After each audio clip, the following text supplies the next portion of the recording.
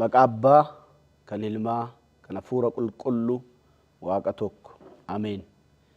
Jaalatamtoota maatiiwwan Waaqayyo, hordoftoota televizyina Qalaawaadii, nagaa fi ayyaanni Waaqayyoo isiniif haa baay'atu. Baga guyyaa yaadannoo du'a ka'uu Gooftaa keenya Yesuus Kiristoos waliin nu ga'e. Waaqayyoo yeroo fi haala nu mijeesse kanatti dubbii isaatiin nutti dubbataa. Maqaan Waaqayyoo kan eebbifame haa ta'u. Yeruma akka aadaattis akka barteettis yommuma ayyaana yaadannee ayyaanicha dabarsinu takka takka waan guddaa dhiisnee waan hin taaneef yeroo kennuudhaan ta'uu qaba jedhee hin yaadu. Waaqayyo karaa dubbii isaatiinis karaa hafuura isaatiinis waan nu barbaachisuuf waan sirrii ta'e hundumaa nutti dubbataa. Hafuura dhugaa, hafuura Yesuus, hafuura du'a ka'umsaa, hafuura Kiristoosiin namatti mul'istu, dhugaa hundumaatti saba kee hundumaa geessitu. Anaanis saba kee hundumaa akka gargaartuuf karaa ayyaana keetiin dhugaa kee hundumaa akka nu mul'istu maqaa Yesuus Kiristoosiin si kadhanna. Kana hin gootaa hin raawwatta eebbifamii. Ameen. Maqaan Waaqayyoo kan eebbifame haa ta'u. Har'a kutaa Wangeelaa Yohaannis keessaa Wangeela Yohaannis boqonnaa 11 lakkoofsa 25-26 irratti bu'uureffannee yaada Waaqayyoo waliin qooddanna. Maqaan Waaqayyoo kan eebbifameef kan galatoome haa ta'u. Maqaa Yesuusiin nan dubbisa. Wangeela Yohaannis boqonnaa 11 lakkoofsa 25-26. Yesuus garuu du'aa ka'uun jireenyis ana. Namni anatti amanu yoo du'e iyyuu hin jiraata. Ituu jiru kan anatti amanu hundinuu immoo bara baraan hin du'u. Kana amantaaree jedheen. Maqaan Waaqayyoo kan eebbifameef kan galatoome haa ta'u. Daqiiqaawwan muraasa waliin qabnuun yaada Waaqayyoo mata duree du'aa ka'uun jireenyis aanaa kan jedhuun waliin qooddanna. Addunyaa nuti amma itti jiraachaa jirru keessatti duuni dhuma hundumaa nutti fakkaata. Sababa du'aatiin namoonni baay'een gadda cillimoo keessatti ko'essummaadhaan sodaadhaan hin jiraatu. Kanaaf sodaan du'aa addunyaa hundumaa dhuunfateera itu jenne soba miti. Duuni sodaatamaadha. Duunis humna guddaa kan akka qabuttis inni ilaalama. Kanaaf namoonni du'aa ooluudhaaf wantoota gurguddaa hin raawwatu, du'arraa ooluu garuu hin dandeenye. Yesuus garuu addunyaa humna du'aatiin caccabde keessatti, addunyaa humna du'aatiin humna dhabeessa taate keessatti furmaata qabatee dhufe. Furmaanni isaas kallattii yookiin falaasama yookiin yaada itoo hin ta'in aanadhaa jedhee dubbate. Maal jechuudhaan? Du'aa ka'uun jireenyis aanaa jechuun. Maqaan Waaqayyoo kan eebbifame haa ta'u. Du'aa ka'uun jireenyis aanaa. Waan nama dinqisiisuudha. Maaliif jennaan? Addunyaan humna jireenyaatiin tortoraa jirtu keessatti sabni biyya lafaa sodaa du'aatiin qabame gidduutti dhaabbatee keessattuu bara Yesuus Kiristoos dubbii kana dubbatu sabni Israa'el gita bittaa Roomaatiin garboofamee abdii malee bara jiraataa turetti, duuni balbala hundumaa rukutaa bara turetti, birbadummaan biyyaa bara hin mirkanoofnetti Yesuus Kiristoos dubbii kana dubbate. Dubbiin isaas du'aa ka'uun jireenyis ana. Dinqiidha. Wangeelli Yohaannis boqonnaa 21 of keessaa qabateera. Boqonnaawwan 21 guutummaan isaa gaafa barreeffamu kaayyoodhaan barreeffame.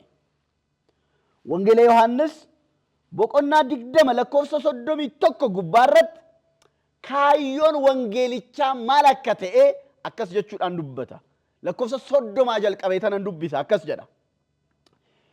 Yesus macaafa kana keessatti kan hin caafamin milikkita kan biraa baay'ee bartoota isaa duratti hojjeteera. Isaan kun garuu kan amma barreeffaman garuu Yesus Kiristoosicha ilma Waaqayyoo ta'uusaa akka amantaniif amanachuu keessaniin maqaa isaatiin jireenya bara baraa akka qabaattaniif caafame jedha. Maqaan Waaqayyoo kan eebbifameef kan galatoome haa ta'u. Wangeelli Yohaannis gaafa barreeffamu seenaa Kiristoos dhaloota amma ol fuudhamuu isaatti maal akka ture barreessuudhaaf hin turre jechuudha. Yookiin immoo taateewwan yeroo Kiristoos tajaajilu sana keessatti maal akka ta'an agarsiisuudhaaf hin barreeffamne ta'uudha.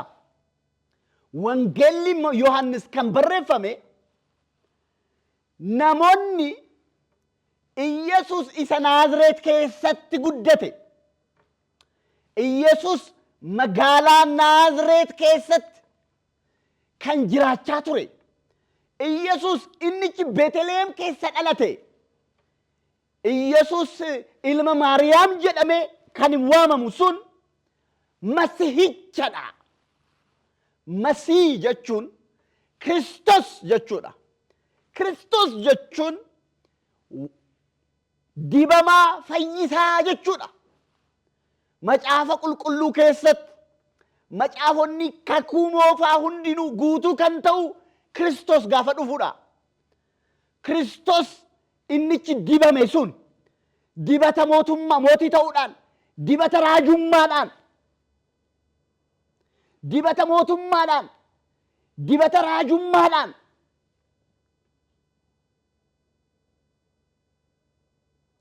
kan biyya kana gaggeessu saba biyya lafaa raajii hunda beekaa kan ta'e mootii laphee namaa keessatti mo'achuu kan qabu akka ta'utti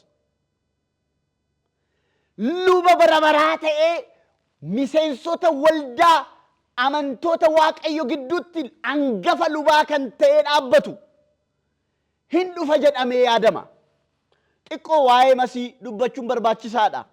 Maaliif takka dubbiiwwan macaafa qulqulluu keessatti argannu hundumaa gaafa qo'annu madda hubannaa sana argachuun barbaachisaadha.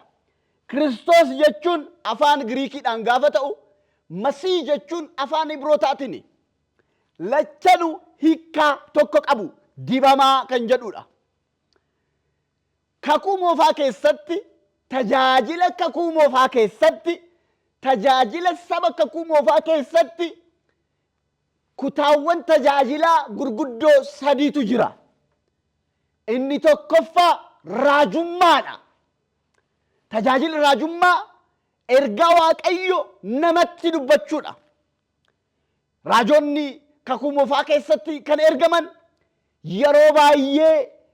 yeroo baay'ee sabni Israa'el, sabni Waaqayyo irraa foxxoqee seera Waaqayyo dagatee cubbuu garaagaraa keessatti gaafa argamu Waaqayyo raajota hin erga. Raajonni afaan Waaqayyo turani. Dubbin Waaqayyoos akka dubbatu Waaqayyo iccitii isaa raajota irraa hin dhoksu jedha. Raajonni maal godhu? Keessa yaada laphee Waaqayyo ummata isaatti hin dubbatu. Kanaaf isaan akka tiksee Waaqayyo sabni Israa'el dubbii Waaqayyo irra foxxoqee badiisatti akka hin gaggeeffamneef raajonni dibamanii hin ka'u. Kutaan tajaajilaa sirna waaqeffannaa kakuu moofaa keessatti bakka guddaa kan qabu lubadha. keessattu hangafa lubaa. Israa'el qomoo 12 gaafa qabaatan isaan keessa ijoolleen Leewwii hundinuu lubootadha. Ijoolleen Leewwii keessaa immoo ilmi Aroon hundinuu immoo hangafa lubaati. Hangafni lubaa maal godha jennaan dadhabbii cubbuu irra daddarbaa saba Waaqayyo hoolaa qalmaatiin dhiiga hoolaatiin dhiiga horiitiin dhiiga re'ee qabatee mana sagadaa qulqulleetti keessatti galee Waaqayyo fuulduratti firfirsuudhaan araara Waaqayyo hin kadhata. Lubni giddu galaa namaaf Waaqayyo ture kakuu moofaa keessatti. Kanaaf lubnis maal ta'a? Hin diibama. Saba Israa'el keessatti ummattoota Waaqayyoon amanatan isaan jalqabaa keessatti kutaan tajaajilaa bakka guddaa kennamu inni sadaffaa mootiidha. Mootiin seera Waaqayyo, ajaja Waaqayyo, yaada Waaqayyo ummanni faana ba'anii akka deemaniif aangoo gaggeessummaa kan qabudha. Masiihichi gaafa dhufu isaan sadan keessaa tokko qofa ta'a miti. Masiihichi gaafa dhufu bakka tokkotti akka Musee seera keessa deebii boqonnaa 18 lakkoofsa 18 gaafa dubbistan akkuma argattan raajiin guddaa hin ka'aa jedhamee kaa'ame. Lammaffaa Saamu'eel boqonnaa 7 lakkoofsa 14 irratti immoo mootiin bara baraatti ummata isaa gaggeessuu hin ka'aa jedhamee caafame. Faarsaa 101 keessatti immoo hangafti lubaa akka Malkiiseedeq kan ta'e hin dhufaa jedhamee barreeffame. Masiihichi dibamaan sun yaada Waaqayyo raajonni akkuma dubbatan waan Waaqayyo kan ta'e hundumaa dubbachuu kan danda'u. Saba isaa araarsuudhaaf mana sagadaa keessatti qulqulleettii keessatti kan galu sun hangafti lubaan sun akkuma jiru ilmi Waaqayyo Yesuus Kiristoos gaafa dhufu immoo hangafa lubaa bara baraan hin duunee fi bara baraan araarsu.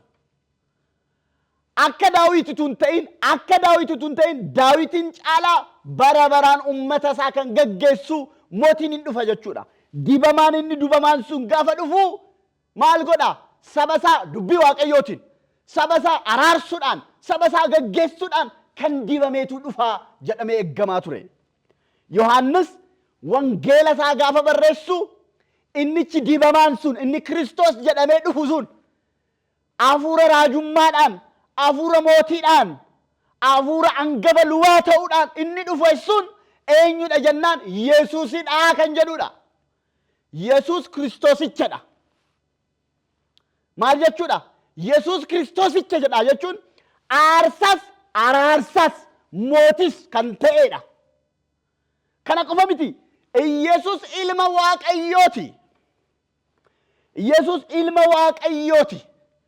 Kanaaf wangeelicha gaafa barreessu Yesuus inni Naazreet keessa guddate ummata gidduutti deddeebi'aa kan ture sun Kiristoosichadha, ilma Waaqayyoodha jedhanii namoonni akka amanataniif.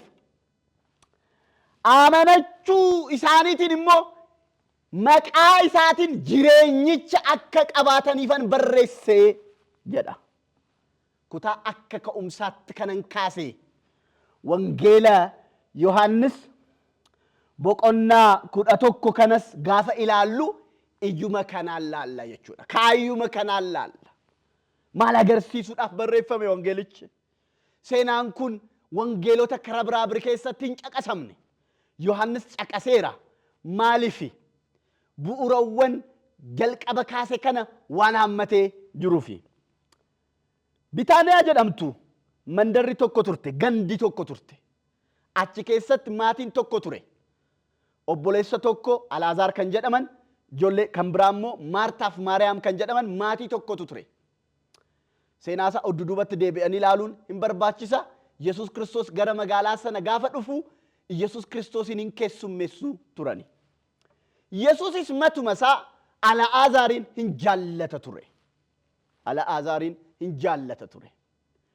Maariyaam keessattuu gaaf tokko shittoo buqqifattee mataa isaarra dibdee rifeensa isheetiin immoo miila isaa haxaawwattee turte. Wangeela Yohaannis boqonnaa 11:2 gubbaarratti seenaa kana arganna. Gaaf tokko obboleessi isaanii hin dhukkubsate. Ergaa Kiristoositti ergan. Kiristoos akkas jedhe. Yesuus kana yommuu dhaga'ee jedha 4. Dhukkubni kun Al'aazaar du'aa akka hafuuf miti. Ulfinni Waaqayyo akka mul'isuuf, ilmi Waaqayyos ittiin akka ulfaatuuf malee jechuudhaan dubbate. Dhukkubni Al'aazaar, duuti Al'aazaar du'ee akka hafuufitu hin ta'in, ulfinni Waaqayyo akka mul'atuuf. To manifest the glory of God. Ulfinni Waaqayyo akka mul'atuuf. Lammaffaa ilmi Waaqayyo inni matuma isaa ulfina akka argatuuf malee du'aaf miti jedhee dubbate. Du'aaf miti. Yesuus hin bubbule. Al'aazaar inni dhukkubsatee ture sun hin du'e. Seenaa isaa gabaabsee kaasuudhaaf. Al'aazaar hin du'e. Al'aazaar hin boqate. Al'aazaar Kiristoos akka dubbatetti hin ciise. Takka bubbulee Yesuus bartoota isaatiin akkas jedhe. 7. Kana booddee Yesuus garuu mee kottaa ammas biyya Yihuudaa hin dhaqna jedhee bartoota isaatti hin dubbate jedha. Bartoota isaatti hin dubbate. Sana booda maal ta'e? Al'aazaar inni dhukkubsatee ture sun ciiseera jedheen hin kaasanan jedha. Oo hin ciise taanaan hin ka'a jedheen. Akkas miti. Du'a nan kaasa jedhe Yesuus. Labsee dubbachaa dhufe Yesuus. Seenaa addunyaa keessatti irra deebi'een dubbadha. Seenaa addunyaa keessatti humna du'aa, aangoo du'aa, aarfii du'aa nan cabsa jedhee kan dubbate tokkoyyuu hin jiru. Dubbatees kan godhes hin jiru. Yaa seenaa addunyaa kana hundumaa qo'annee waan hin beekneef namni dubbate hin jiru jechuudhaaf guutummaatti hin dandeenyu malee akka dubbateetti garuu du'a kan moo'ee hin jiru. Namoonni baay'een guyyaa 3ffaatti, guyyaa 4ffaatti, guyyaa 10ffaatti hin kaana jedhanii raajii garaagaraa kaasanii dubbatanii beeku.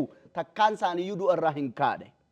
Yesuus maal jedhe? Nan kaasa jedhee dubbate. Achumaan bartoota isaa qabatee Al'aazaar erga du'e guyyaa 4ffaa booda kara Bitaaniyaa hin dhaqee jedha. Lakkoofsa 17 gubbaarratti. Yesuus yommuu achi ga'e Al'aazaar du'ee erga awwaalame guyyaa 4 ta'uu isaa bare. Al'aazaar du'eera. Guyyaa 4 ta'eera. Guyyaa 4. Bitaaniyaan magaalaa dhiyoo Yerusaalemitti argamtuudha. Kiiloomeetira 3 qofa fagaatti. Kiiloomeetira 3 dhiyoodha. Yesuus ulfinni Waaqayyo akka mul'atuuf, ulfinni isaas nama hundumaaf hunduratti akka mul'atutti obsee eeggate. Al'aazaar erga du'e, erga awwaalame guyyaa 4 booda Yesuus Kiristoos Bitaaniyaa kiiloomeetira 3 guutuu deemuudhaan hin dhufe. Yaa saba Waaqayyo. Waaqni keenya waaqummaa isaa mul'isuudhaaf deemsaawwan barbaadamu hundumaa gochuudhaaf kan of mul'ise malee kan of dhokse miti. Waaqayyo maggaarajaa kana boodatti dhokataadhaan waaqa hojjetu miti. Waaqayyo maalummaa isaa mul'isuu barbaadudha. Namni Waaqayyo yoo isaaf mul'ate malee Waaqayyoon beekuu hin danda'u. Waaqayyo waaqa ofiisaa mul'isuudha. Waaqayyo waaqa of dhoksu miti. Waaqayyo gaafii hin sodaatu. Waaqayyo haala hin sodaatu. Waaqayyo namarraa namatti garaagarummaa hin qabu. Waaqayyo waaqummaa isaa waaqa mul'isuudha. Maqaan isaa baraa hanga baraatti kan eebbifameef kan galatoome haa ta'u.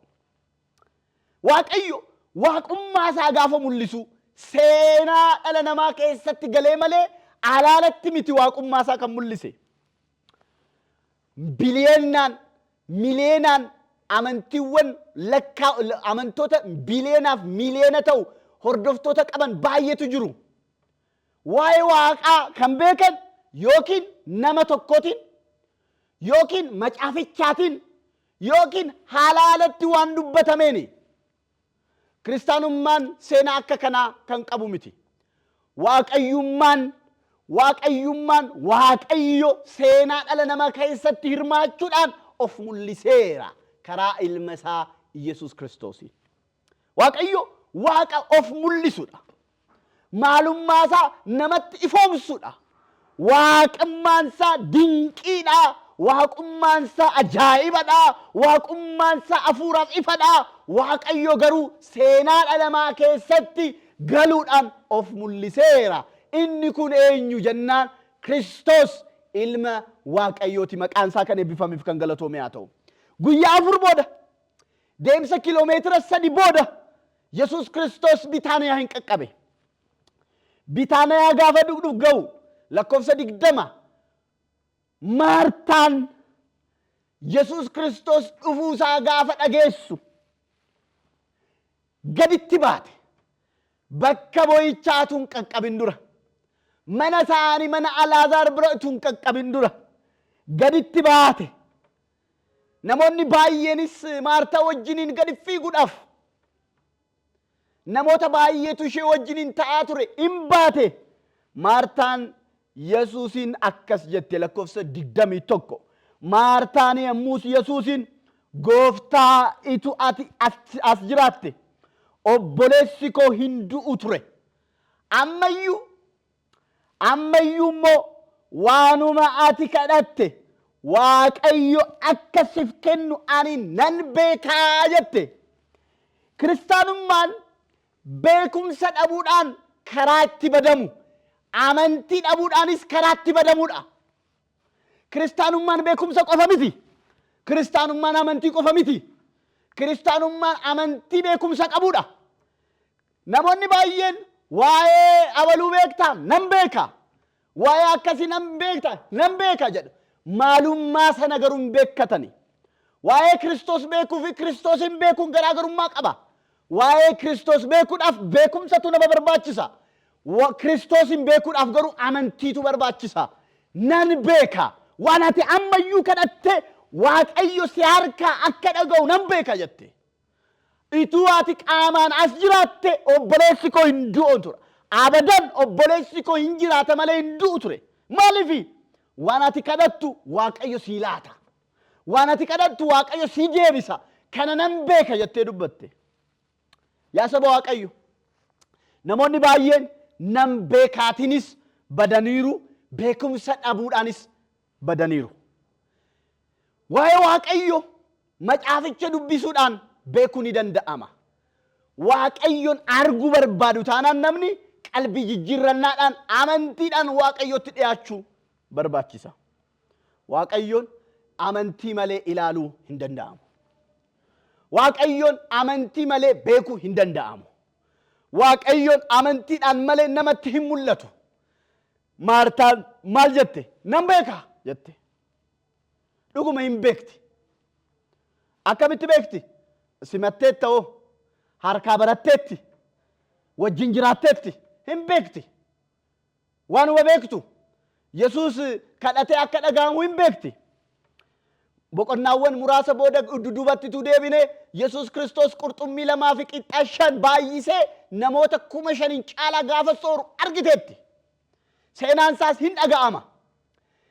Namichi ija isaa milikkita ijaa hin qabne jaamummaadhaan qabame ija isaa banee agartuu isaa banee nama fayyaa godhe gaafa deddeebisuus dhageessetti.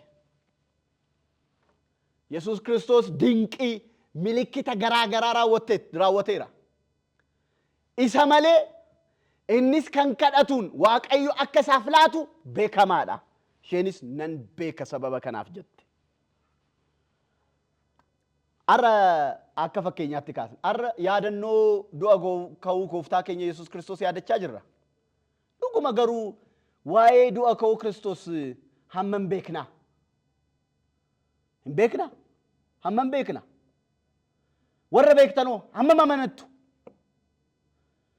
du'a ka'uun Kiristoos faayidaa isiniif maal akka qabu amman beektu. Faayidaa maal qaba du'aan ka'uun Kiristoos? Yesuus Kiristoos du'a ka'uu isaatiin maal taane nuti? Seenaan keenya maal ta'ee jijjiirame? Haalli keenya maal ta'ee jijjiirame? Du'a ka'uu Yesuus Kiristoosin yaadachaa jirra. Namoonni tokko hin beeku, hin amanan. Namoonni tokko hin amanu, hin beekani. Yesuus du'a ka'eera, ka'eera, akkamitti beekte? Macaafni hin jedha jedhanii dubbatu. Warri kaanoo du'a ka'eera, hin beekta, hin beeku, hin amanta, nan amana jedhu. Kiristaanummaan amantii beekumsa qabuudha. Kiristaanummaan beekumsa irraa fagaatee badiisatti nama geessa. Kiristaanummaan amantii qofta ta'ee doofummaatti geessa. Yaa saba Waaqayyo, nun doofaa miti ogeessotadha. Nun wallaalaa miti beekaadha. Beekaa caaluu ilma Waaqayyo beekumsa hundumaa kan ta'e wangeelli akka dubbatutti ogummaa fi beekumsa Waaqayyo kan ta'e Kiristoos hin beekna. Nan beekaa jette. Yesuus akkas jedhe. Dinqiidha. Nama du'e guyyaa 4 ta'uusaa eegga awwaalame ituu beeku akkas jedhe. Obboleessi kee hin ka'aa jedheen. Kun ikko seenaa addunyaa keessatti akkas jedhee kan dubbate hin jiru. Yaa saba Waaqayyo, kan dubbii Waaqayyo dhagaa jirtan.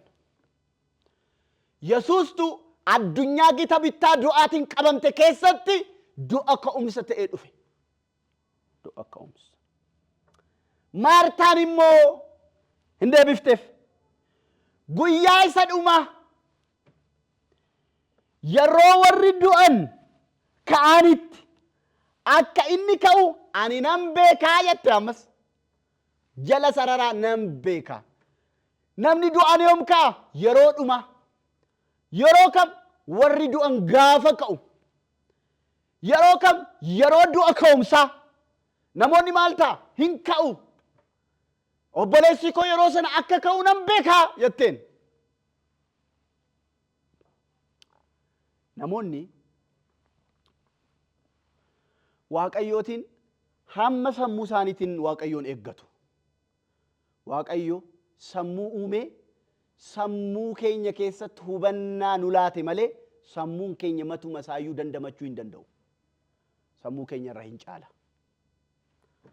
Waaqayyo takka laphee keessa isin mana sagadaa Waaqayyooti gaafa jedhamna hojjaadhaanis maalummaadhaanis qaamni beekamu kun Waaqayyoon qabatee Waaqayyoon bultoo ta'ee jiraachuudhaaf dandeetti kan qabu nutti fakkaata. Humna ayyaana isaatu kana godhe malee Waaqayyo qaama keenya kana irraayyuu hin caala.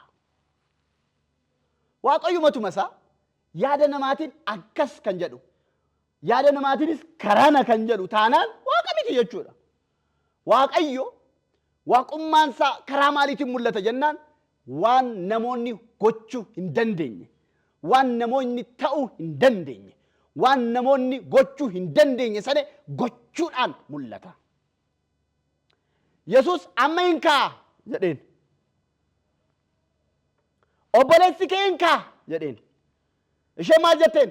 Waa'ee ka'uu yaadda taanaan yeroo beellamteef yeroo du'a ka'umsaa beellamteef. Yesuus akkas jedhe. Yesuus garuu jedhe du'aa ka'uun du'arraa ka'uun jireenyis aanaa jedhe. Ati guyyaa eegda miti du'aa ka'uun aanadhaa jedhe Yesuus. Jireenyoo aanadhaa. Macaafa qulqulluu keessatti namoonni macaafa qulqulluu dubbistan akkuma hubattan bakka 7tti Yesuus Kiristoos aanadhaa jedhee dubbateera. Aanadhaa jedhee dubbateera. Bakka 7tti. Wangeelii Yohaannis boqonnaa 11 lakkoofsa 25 keessatti kan barreeffame Yesuus ani aanadhaa kan jedhe 7 keessaa isa tokkodha. Isa tokkodha. Maal jedhe Yesuus? Tokkoffaa. Ani madda du'a ka'umsaatii jedhe. Namni Kiristoos wajjiniin waliin argine Kiristoositti hinamanne du'a ka'uu hin argatu du'a ka'umsa jireenyaa. Yesus madda du'a ka'umsaati. Madda du'a ka'umsaati. Yesus ani du'a ka'umsa nan kennaa hin jenne. Du'a ka'umsi anadhaa jedhe. Yesus Kristos du'a ka'umsadha. Du'a ka'umsi guyyaa miti. Du'a ka'umsi qaamadha. Ana jedhee qaama dubbatudha. Innis Yesus Kristos ilma Waaqayyooti. Du'a ka'umsi guyyaa miti. Beellamaan qabannee guyyaadhaan kan dhufudha jennee kan dubbannu miti. Du'a ka'umsi anadhaa jedhe qaamadha. Du'a ka'umsi taatee gara fuulduraatti raawwatamu qofa miti. Du'a ka'umsi ammadha. Innis ofuma isaati. Yesuustu du'a ka'umsadha. Waa'ee du'a ka'umsaa gaafa yaaddan yaada taateewwan raawwatamu kan hundaa gaafa yaaddan du'a ka'umsi yoomadha? Yoomi? Ammas boris. Du'a ka'umsi dhala namaa yoom raawwatama? Amma. Du'a ka'umsi dhala namaa yoom raawwatama? Bor. Eenyuun? Yesuusin. Yesus maal waan ta'eef? Du'a ka'umsa waan ta'eef. Yesus Kristos madda du'a ka'umsaati. Du'a ka'umsi namaa amma jalqabee bor raawwatama. Du'a ka'umsi amma boridha. Du'a ka'umsi guyyaa miti. Du'a ka'umsi guyyaan du'a ka'umsa kan ta'e guyyaadhaan waan guuteef miti. Yesus waan deebi'ee dhufuufi. Du'a ka'umsa Yesus Kristos keessa hin qabne du'a ka'umsa waaqaa miti. Du'a ka'umsas miti. Du'a ka'umsi jireenya bara baraa namaa laatamu kan jalqabu ammadha. Bor raawwatamee hundumatti mul'atama. Yesus kanaafi du'aa ka'uun jedhe jireenyis ana.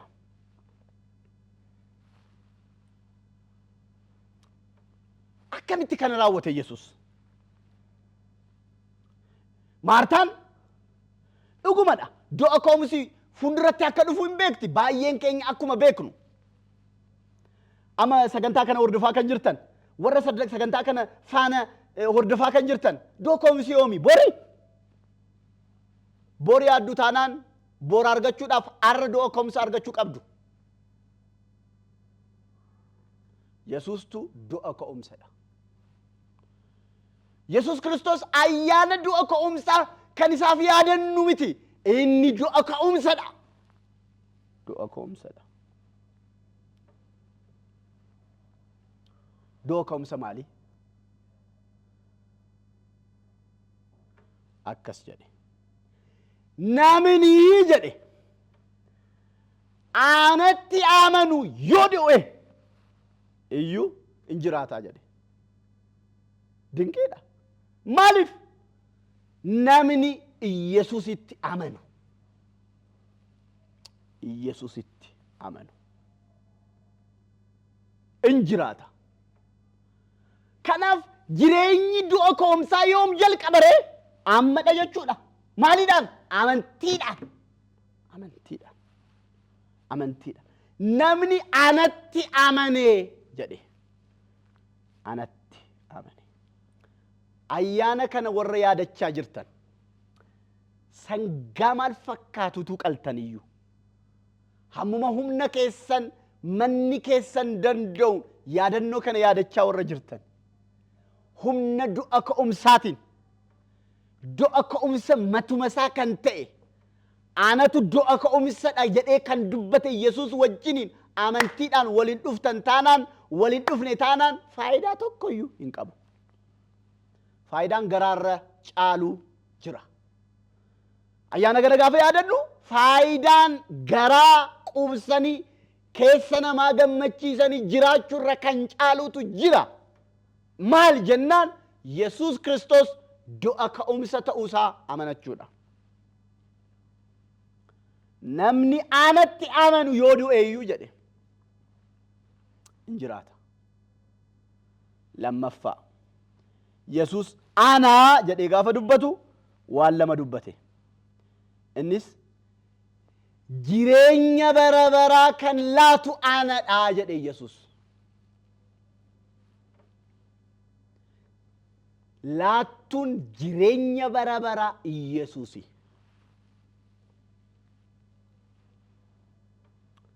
Namni anatti amanu yoo du'eeyyuu in jiraataa jedhe.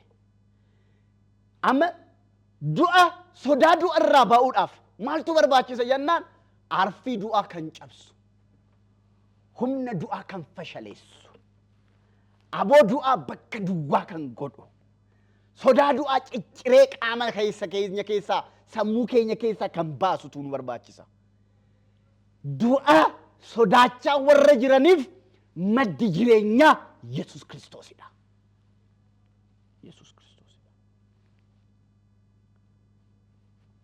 Kanaaf du'a ka'uun jireenyis anaa kan jedhe. Kana yoom arganna? Erga duunee amanuu qabnaa?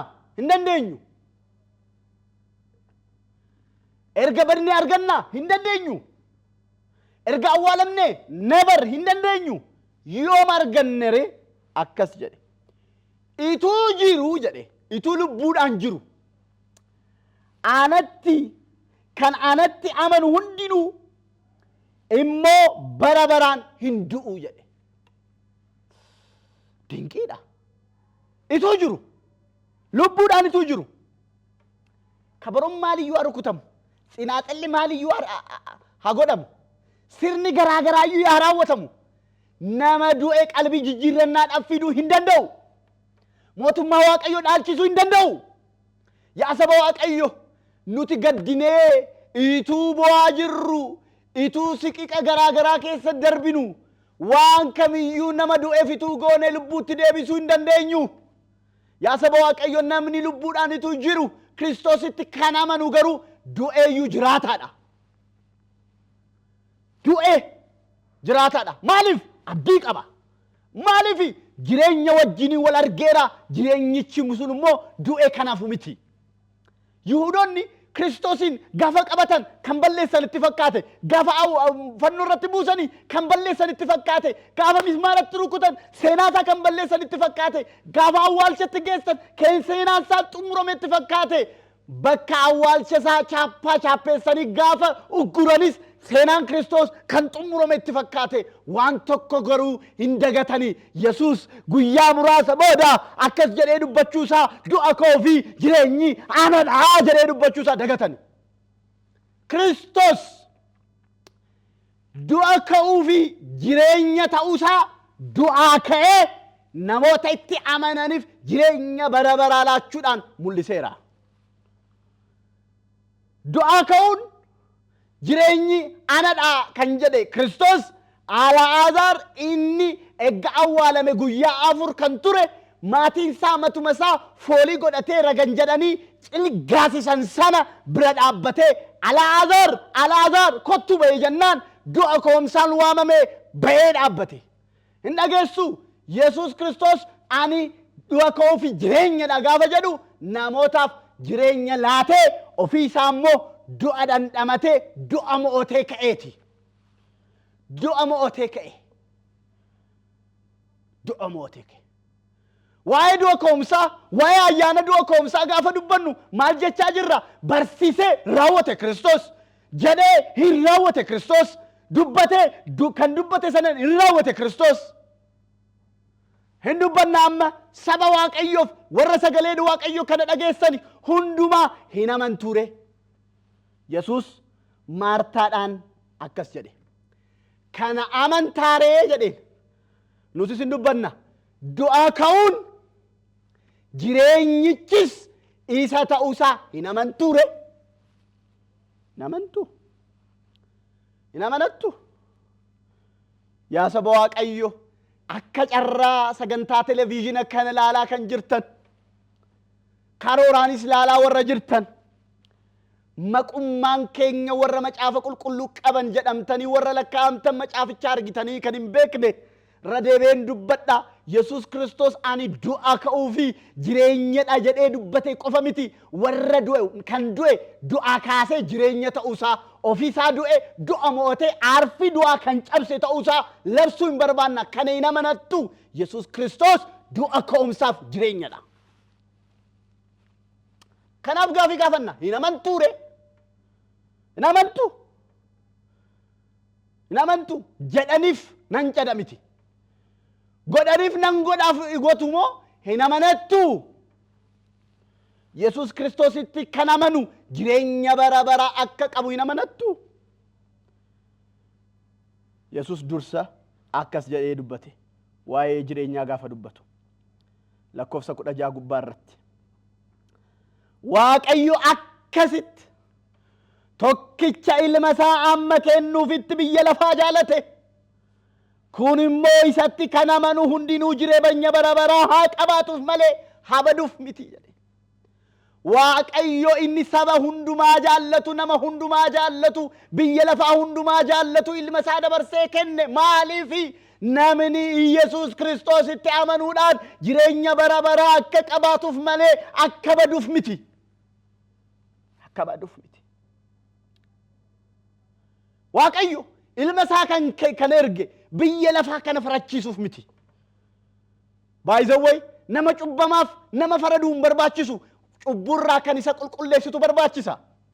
Nama badeef nama abaarsa keessa jiruuf gita bittaa seexanaatiin qabamee jiruuf fayyisaatu barbaachisa malee faradaan barbaadu. Sammuun isaatiin faradaa jireenyi isaatiin faradaa ollaan isaatiin faradaa seexanni sitti faradaa Waaqayyo fayyisaa ergee fi fayyisaan sun ilma isaa Yesus Kristos jedhama. Akkas jedha Waaqayyo wangeela Yohaannis boqonnaa 16 wangeela Yohaannis boqonnaa 3 lakkoofsa 16 irratti akkas jedha 17 Waaqayyo biyya lafaatti farachiisuuf miti biyya lafaa isaan hafayyuuf ilma isaa biyya lafaatti erge malee jedha.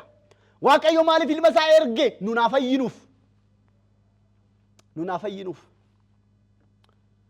Yaa saba Waaqayyo dhageessanii beektu warra sodaa du'aatiin qabamtee addunyaa qabamte keessatti anatu du'a ka'umsadha kan jedhe Kiristoosin malee dhageessanii beektu. Dhageessan taanaan yookiin du'an yookiin warra du'an haa kaasani. Garuu waan tokko beekna kan du'e kaasee ofiisaas du'e du'arraa kan ka'e Kiristoos du'a ka'umsadhaa fi jireenyaadha. Amanattu taanaan jireenyicha kana hin hordoftu hin argattu qoodduu maaddii jireenyaa kana taatu. Akkamitti Yohaannis boqonnaa 3 lakkoofsa 18 gubbaa akkas jedha. Ilma isaa kanatti kan amanu ittiin faradamu. Isatti kan hin amanne garuu maqaa tokkicha ilma Waaqayyootti waan hin amanneef ammumayyuu itti faradameera jedhachuudhaan dubbata. Ammumayyuu ilma isaa kanatti kan amanu ittiin faradamu firdii jala hin ba'a. Hin faradamuuf ittiin faradamuuf. Yaa saba Waaqayyo Kiristoos du'a ka'umsadha. Kristos jireenyadha. Maal goonu? Warra Kristos wajjiniin michummaa amantii warra qabdan nan beekarraa gara nan amanaatti ka warra ceetan qalbii warra jijjiirrattan olchaaf fayyisaan Waaqayyo ilma Waaqayyo kan ta'e Naazreetitti kan guddate nuuf jedhe fannoo irratti kan fannifame guyyaa sadaffaatti du'arraa kan ka'e bantii Waaqa mirgaa abbaasaatti kan ta'e Yesuusidha jettanii warra amanattan gammadaa baga gammaddan du'a ka'umsaa fi jireenyicha wajjiniin argamtaniittu ituu duutaniyyuu jireenyicha sana hin qooddattu. Namni jiruu anatti amanu ituu du'eeyyuu jireenyicha hin argata jedhe Yesuus.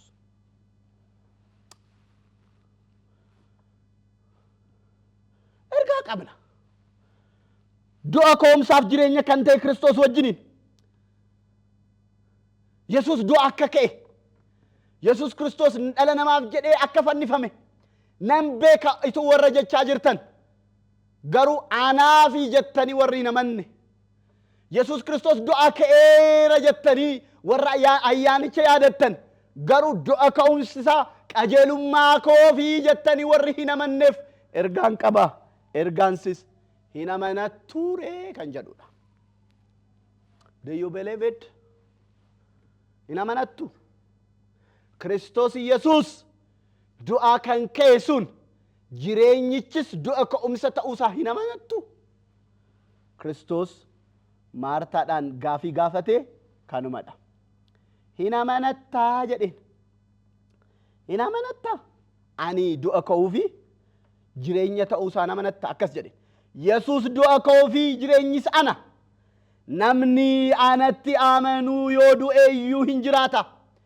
Ituu jiru kan anatti amanuu hundinuu immoo bara baraan hin du'u. Kana amantaaree jedhee gaafate. Kana amantaa. Kana amantaaree. Namni amane akkamitti beekama? Maartaan akka dubbateetti hin dubbata. Akkas jedha. Isheen kanarratti eeyyee gooftaa. Ati Kiristoos fayyisaa, araarsaa, mootii ta'uu kee. Isa gara biyya lafaa dhufuuf jiru. Ilma Waaqayyo akka taate amaneeraa jette. Amaneeraa jette. Hin amanattu Yesuus Kiristoos aarsaaf araarsaa ta'uusaa.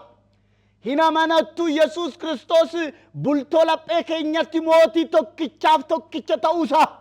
Hin amanattu waa'ee Waaqayyoo dhugaa Waaqayyoo hundumaa kan nutti dubbate ergamaa Waaqayyoo isa dhugaa ta'uusaa hin amanattu. Akka Maartaan jette Kiristoos gara biyya lafaa dhufu ilma Waaqayyoo ta'uu kee nan amanaa akka jette hin amanattu. Kanuma kiristaanummaan du'a Kiristoos wajjiniin fannoo irratti hirmaatanii du'a ka'umsa isaatiin qajeelaa Waaqayyoo ta'anii ka'uudha kiristaanummaan. Kutaa tokko dubbiseen xumura.